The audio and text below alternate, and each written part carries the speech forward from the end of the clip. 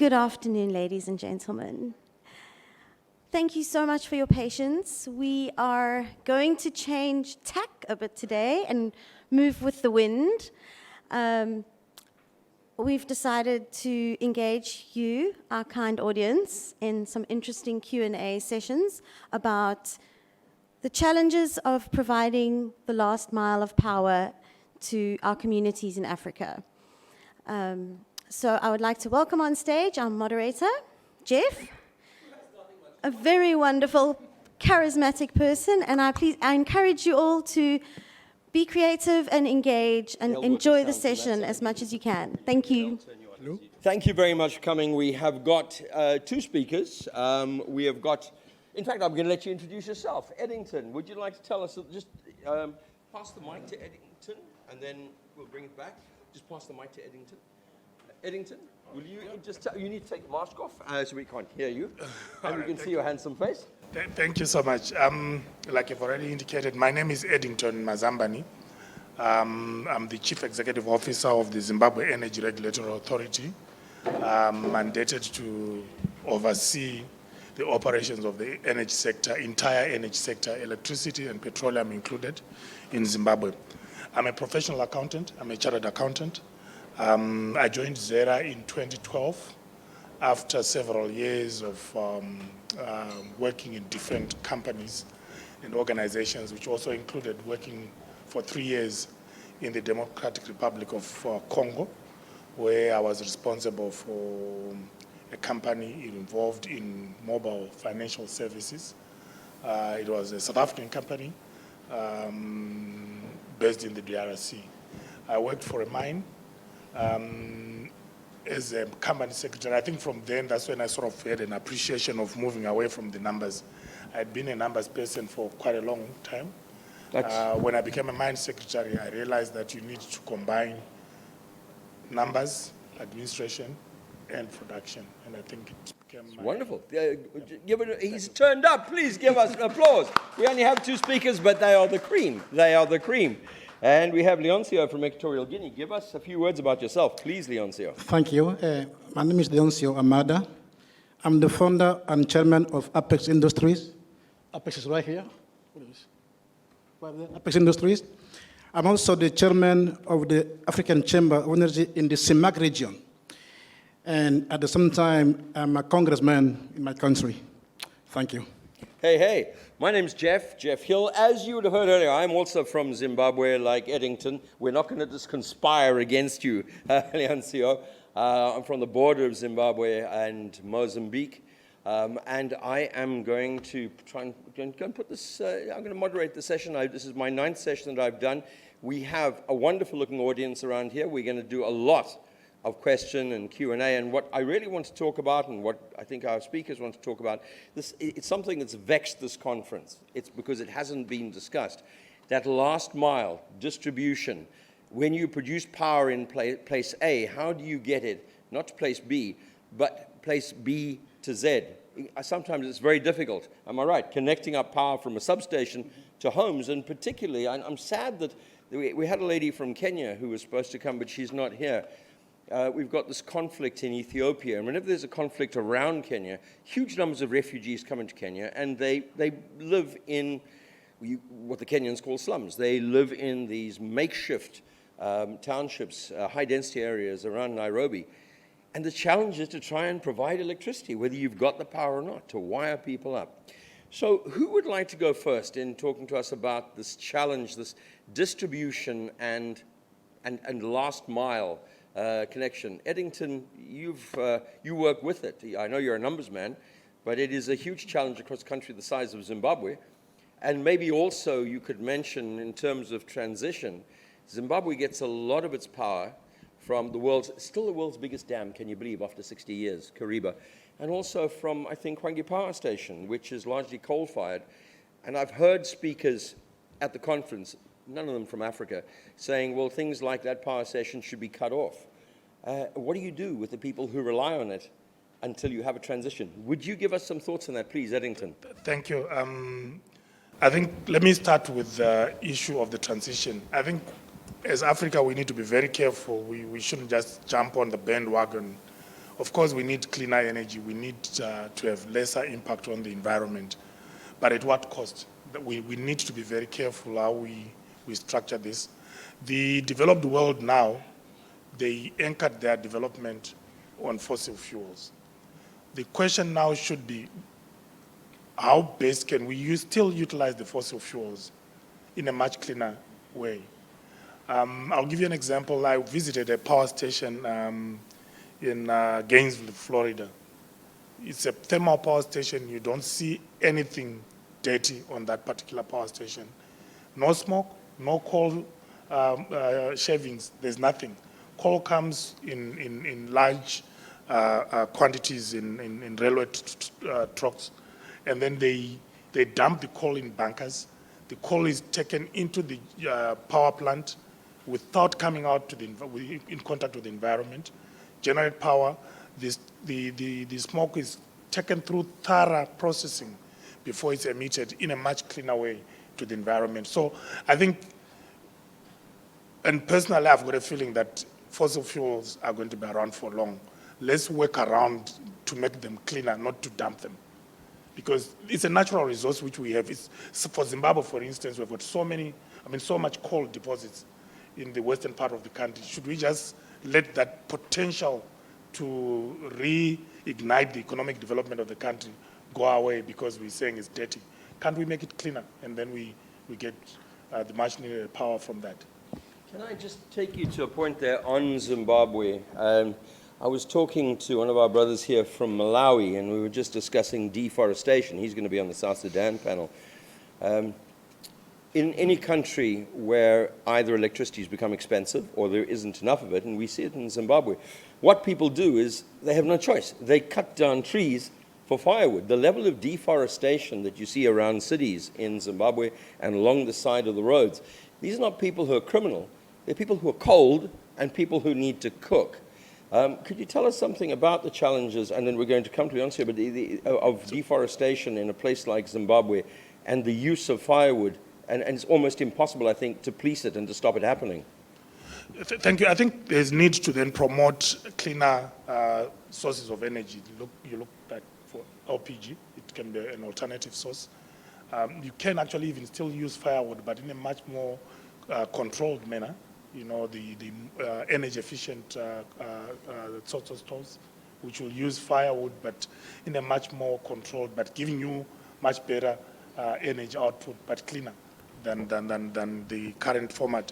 And I think it's also to then empower the consumers to have control over their energy use. You know, when you give people the power to decide how they're going to use the energy, they will then have an interest in making sure that that energy is sustainable. And obviously, if you then educate them about the dangers of dirty fuels, they'll then know and try by all means to completely move away from such fuels, or if they can't, to try and innovate and have much cleaner ways of using the same jet fuel, but in a much cleaner way. I just wanted to ask you, and before I'm really interested to hear about the special challenge of Equatorial Guinea, the country being partly on the continent and an island and trying to get electricity across there. When you were talking about the plant in Florida, was that using the ultra supercritical, you said it was a coal plant, but there was no dirt, like they've just done in the UAE and in Egypt? It basically puts off water vapor and a small amount of CO2. Is that right? That's exactly. And you saw it. I've never seen one in operation. I saw it. You saw it in operation. Yeah. And is it true? Does it work? It works. Well, look, to be honest with you, I went there. This plant is a 475 megawatt plant. It employs permanent staff 75, with casual employees which are required here and there. Tops is 105 people. If you look at our own coal-fired power plants, you're talking of thousands of people to produce 100 megawatts. The reason I ask this is I'm no fan of coal, and the reason for that, personally, is that when I was a kid, I needed eye operations in Johannesburg, but we lived in Bulawayo, and we used to come on the steam train through Botswana. 3 days behind a coal-fired engine. Every part of your body is covered in black soot. But I also understand that you can't just turn these things off, as you were saying, and there is technology, hopefully now, if not to make it clean, at least to make it cleaner. Leoncio, I was saying earlier on, and welcome all the way from Equatorial Guinea. He's come through Ethiopia to get here. You've got a country that is in two parts. You've got a bit on the mainland, you've got an island, and you have, I imagine, special challenges of trying to link up power to everybody around there. Could you tell us something about this and your very special challenges of last mile technology? Thank you, thank you. I don't want to talk about EG, my country, as a sort, but about Africa. Africa is the home of 1.3 billion people. And we only have 140 gigawatt installed power capacity. Europe, they are less than that in population, and they have installed 1,000 plus gigawatts capacity of power. What that means? It means that Africa, we have a big potential, to grow our economies. What you have to understand is that the economy drives the power production, not the other way around, because people in the village, they don't pay for power. Of course, when you expand the economic activity to those places, the power will get there to the people. So we need to really create economies that are so strong that will drive, the demand of power. And investors will come to build power plants and so forth. I'm going to give you an example. In my country, we have a lot of gas.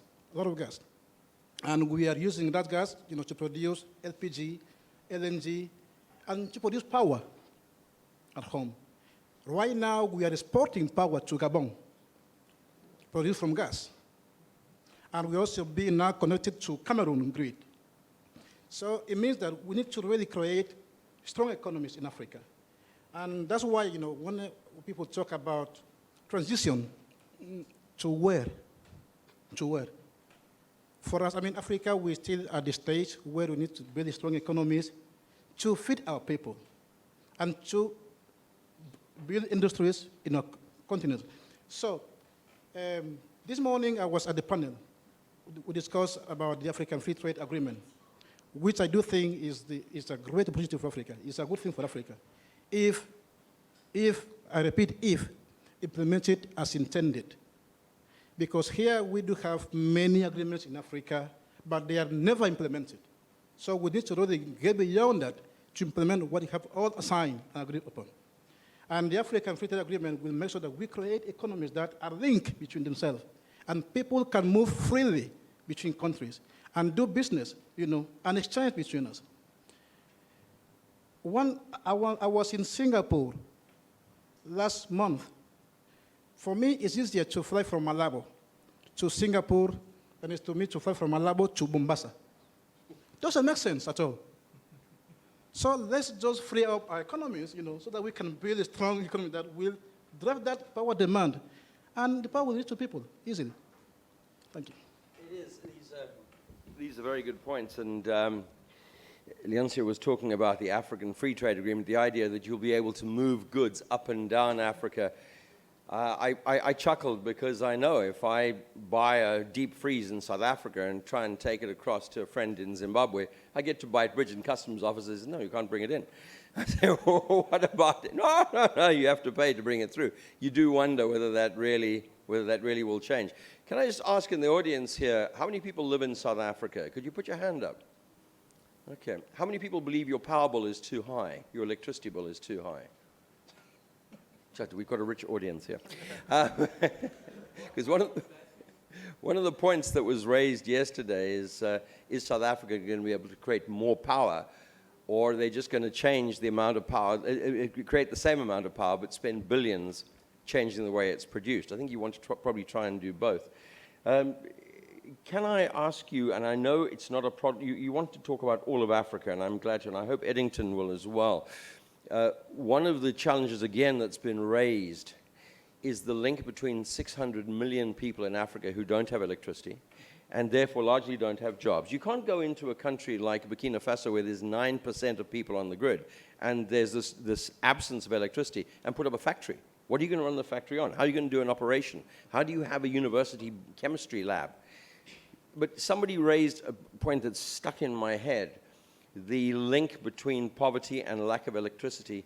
and maybe our problems of people drifting into terror movements, drifting into militia, that the draw of these alternatives, the draw of these troublesome groups is so much stronger if you're living in poverty and if you're living in destitution. Would you perhaps say a few words to that? And just Edington or Leoncio? Oh, no, okay, thank you. I think, yeah, let me first of all put it into perspective that it's said that Africa's electrification rate is about 43%. It's what rate? 43%, probably on the more optimistic level. I think we are obsessed as a people with having the grid moving throughout the whole country or throughout the whole continent. That's not the answer. We could operate microgrids, we could operate mini-grids, we could actually have completely off-grid systems which will empower communities. When you put a mini-grid within a community, there are socio-economic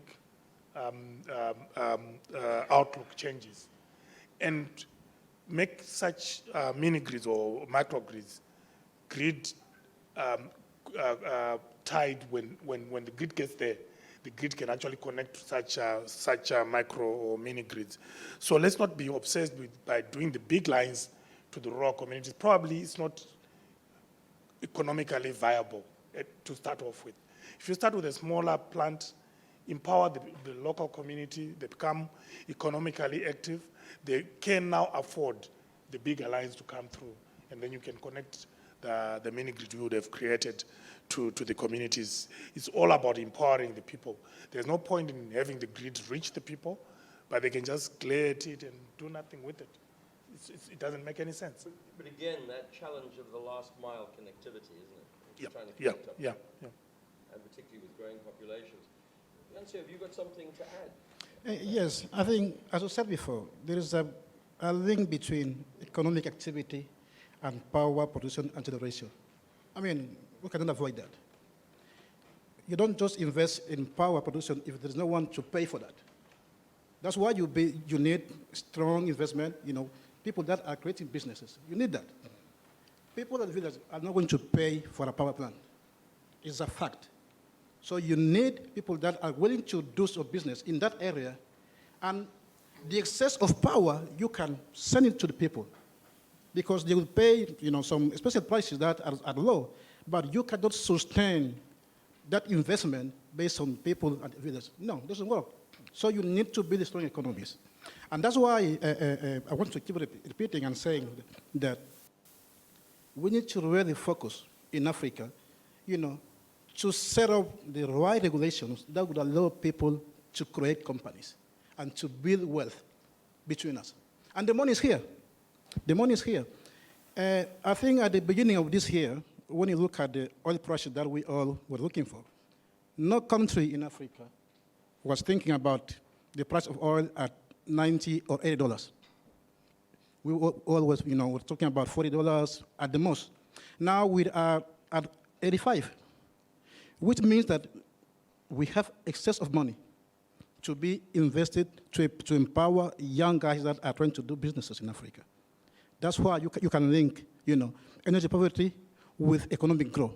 If you don't do that, I think we have been having, conferences for, I think, the last 3 decades, and nothing's there. Why? Because we have missed that angle to link the economic aspect of the power generation and businesses. This is very interesting because it's a point I haven't heard yet at the conference, and it's a very valid point. Just if I get this right, are you saying that if Coca-Cola sets up a bottling plant that needs power and they pay to generate that power, then you can subsidize the village living around that from Coca-Cola's power? Sure. That's my point. You need someone that is going to consume that energy at a price that could then, really pay off that investment. And then you can link the people in the area, to that power generation. That's the way it works. Otherwise, you're just saying stuff that are never going to happen. It's, I know Edington and I can't speak. I could actually chip in on that one. Please. It's very true. We, in Zimbabwe, we have licensed generation for mines now. And obviously, the mines are going to let the communities around them benefit. We have got small hydropower plants in the eastern highlands of the country. Those small hydropower plants, they reticulate their power first and foremost within the community. The excess is then given to the grid to go to other parts of the country. So that way, if you go to those communities now, their lifestyle has changed completely from the last 4 or 5 years when those power plants were commissioned. So I agree, it's a way to go. I'd like to ask you, Edington, something that very strong in Zimbabwe, but also here in South Africa. There are many insults in Shona, but one of them that is quite new, and it certainly wasn't when I was a kid, is Dzokero Kumusho Mbambaira, which means go back home to the rural areas and grow sweet potatoes. You're too stupid to be in town. And the reason it's such an insult is because Zimbabwe's had a wonderful education system for a long, long time. And so you put kids in rural schools and you teach them Shakespeare and algebra. And when they graduate, if they're black, they're expected to keep pumpkins and raise goats. Mm-hmm. And of course, people want to come to town. What challenges do we have in Zimbabwe, maybe also in Equatorial Guinea and in South Africa, of that last mile for this rapid urbanization of kids who have grown up in rural areas and have then come to town? And am I right, are increasingly coming to town? Yeah, true. It's a massive challenge. It's a complete change of environment for the kid. But what has been happening, and it continues to happen within Zimbabwe, is to try and bridge that gap. And when you do that, instead of people wanting to come from rural areas to go to town, they are already empowered in their own right where they are. They are comfortable where they are. They would be very happy to live within the rural communities which are empowered. The example I gave you of the Eastern Highlands, now what people are doing, they are letting their produce go to town through modern transportation. They are happy because they've got everything within their communities. So the idea is to empower the rural communities so that you reverse the urban, so the rural to urban migration. Economic activities are happening within the rural communities. We have got booming growth within what we call growth points in Zimbabwe.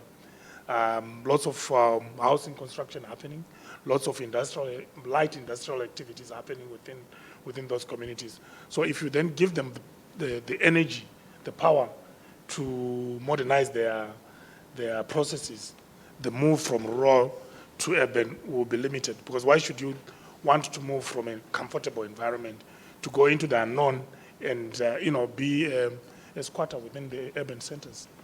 Could you give us some of the ideas on this urban drift and urbanization in Equatorial Guinea and other parts of Africa where you work? Yes, I mean, my friend Edington, he's right. But in my country, we are a very small country. We are 1.2 million people, so we are not that big, very small country, Equatorial Guinea. And for us, it's easy, to really delocalize, big businesses across the country. In fact, what we're doing is that every year, the government will go in Malabo and say, okay, this company, you are going to be installed here in Malabo. And when you come to invest maybe in the mining sector, they tell you, no, you need to be, headquartered in Bata or in Mongomo, but because the country is very small. But when you go to other big countries like Nigeria, you have that problem. And I think, and I salute what Mr. Dangote is doing in Nigeria to really build a strong industry. Exactly. So when you look at what Dangote is doing in Nigeria, it's amazing. It's amazing, He has the cement fabric in one place. Now he's building the biggest refinery in the world, in Nigeria, in another place of the country. So in that way, you can delocalize the businesses across the country, and so the people that live in those areas should not be coming to the capital. These are very good points. Are there anybody want to ask a question? I'm going to get, I'm going to just get a third mic. Good day, everyone. My name is Carl Mbeng. I am from Cameroon, and I work with Centurion in Cameroon, but I also consult on energy policy and regulatory stuff.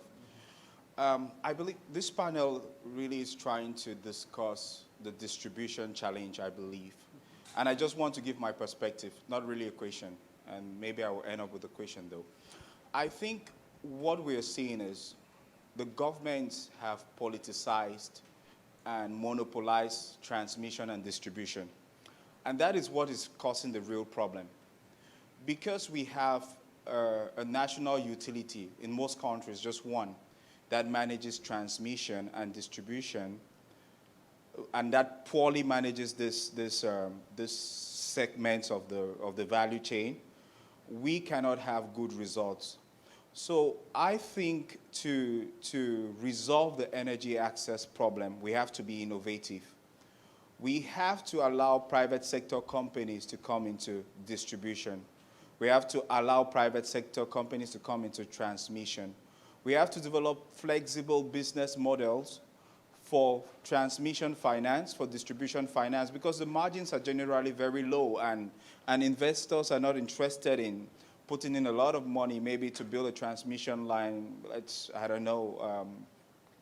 say Cameroon, Chad, the World Bank is funding a 1,500 kilometers transmission line there, and they look at the returns, they look at everything. It's not really attractive on paper. So why don't we use the models in power generation, where we've brought in IPPs in power generation, and now we've seen, I believe, over the past 20 years, since we really started having active IPPs across Africa, we've seen a massive growth in the generation capacity. If we bring in private sector players in distribution and transmission, we bring in private sector financiers in distribution and transmission, we are going to see that growth. I believe so. So as a regulator, sir, what is Zimbabwe's stance on this, for example? And please look at what Liberia is doing. Liberia has done a study, and they're implementing, I think there are 2 counties in Liberia that are just regions or counties, I don't know how they're called.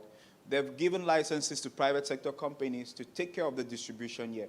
And I believe that company will come up and say, well, I have to make my money back, bring in very cost-effective mechanisms to put in. Let's hear from the speakers. That's a very, very good point. Okay, Just before I go to the speakers, can I just say that I live in Johannesburg, but we have a house north of London as well.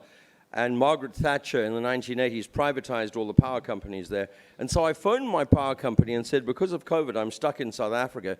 Please don't cut off the power. And they said, fine, Mr. Hill. They put a note on my file. And my wife said, can you imagine if I was stuck in the UK and I phoned Eskom and said, listen, I'm stuck here. Please don't cut off my power. Pew! Gone. What do you reckon, Edington, about private involvement?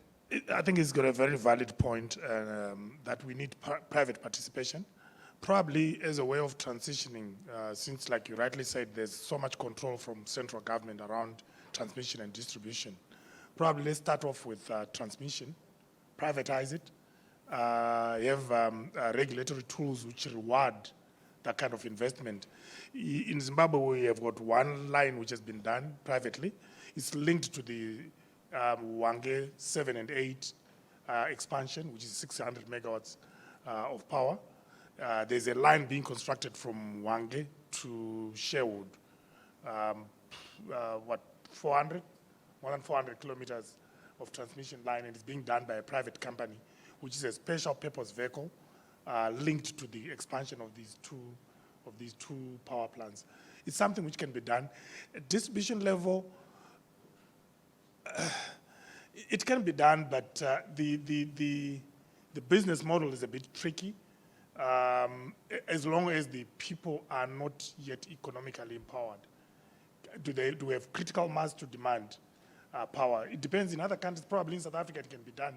I know it has been done in Namibia, where there's private companies doing distribution. They've split the country into different regions. I think there's east, west, and they are distributing power like that. But I'm not so sure whether, like in our case, whether we've got the critical must to have a business case for actual distribution to happen at a private level. Leoncio, do you have anything to add on that, on private sector, not just in Equatorial Guinea, but I mean, I think my friend from Cameroon is right. You know, even though I'm a congressman, but I have to agree that government are not good in managing things. You know, they are just terrible. I mean, it's a fact, and everywhere. That's the way it is. And if we liberalize, you know, that sector to allow guys from outside, I mean private sector, to come in, I think they can do a better job than governments. And for that, that's why this agreement is so important. The African Free Trade Agreement is very important. My country is very small, but we can really, take advantage from neighboring markets, such as Cameroon, Nigeria. When you fly around Nigeria, you see they are burning gas. But that's power that is being burned on a daily basis in Nigeria. If Nigeria could be allowed, to easily install businesses in EG to produce that gas and ship it, the power to Cameroon and Gabon, it would be easily done. But now, as you said, the power in Africa is very politicized, because it's being used as a way, to really, I don't want to say that word, but anyway, I think you understand. You're absolutely right. I think we've got time for one more question, because we're going to break. Because we need to break for lunch. Isn't that the most important part of it? But yeah, please, Okay, thank you. I'm Johan from Cameroon. I'm the general manager of Cameroon Petroleum Corporation. It deals in the distribution of petroleum products. So what I want to add, and I also want to add a question. I want to ask a question. The first thing I wanted to say is the problem we have in the distribution of the finished product, because the poor people, they don't really care about the manufacturing part. They are interested in the finished product.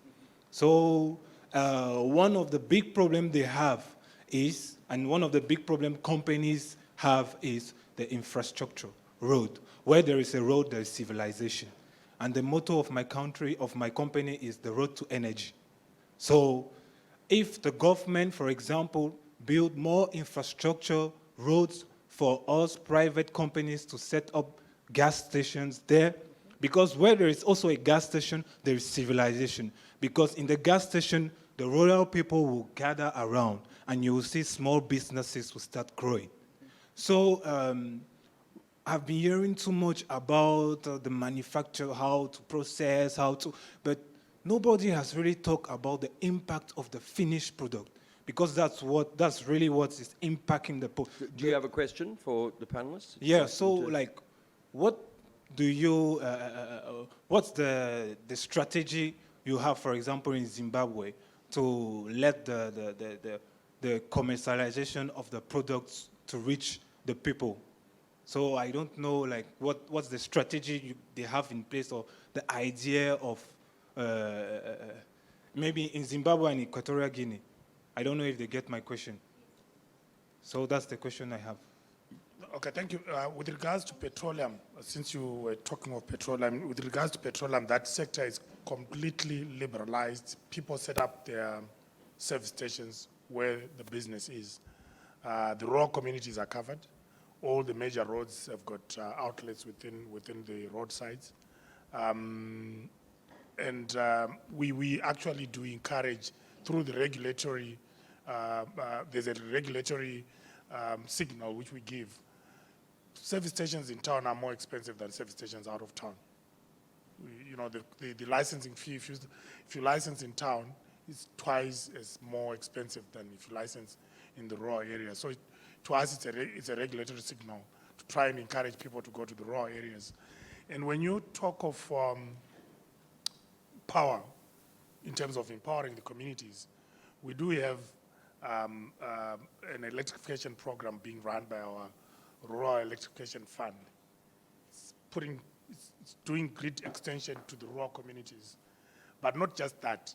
You then want to see people's lives transformed. It's pointless to just bring power and then people can just gaze at it and nothing is happening.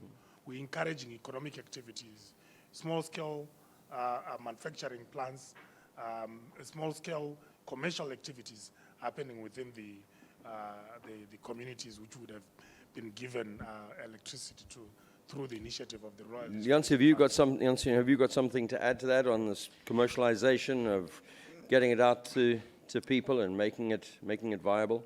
Yes, I got my friend question, and I think we must be in this issue, realistic in this. We have economies that rely too much on governments. On what? On state-run businesses. Government, yeah. Yes, but now we have seen the result over the 3 to 4 decades. nothing is really changing. I think if you want to grow, the economy and those aspects, you need to really let the business guys to run the show. And how do you do that? You create the regulations that really allow those guys, to set up the companies and to do so. And I don't believe too much in governments. I don't believe in them. I think they're just there to really create, regulations, period. That's all. That's all. And we people, from the business side, we should, take the lead and move on. Don't expect too much from them because they've never done, and I don't think they will do. Ladies and gentlemen, you have been so patient. We were delayed, which is not our fault, but that doesn't matter. You paid to be here. You've come to be here. You've come to hear things.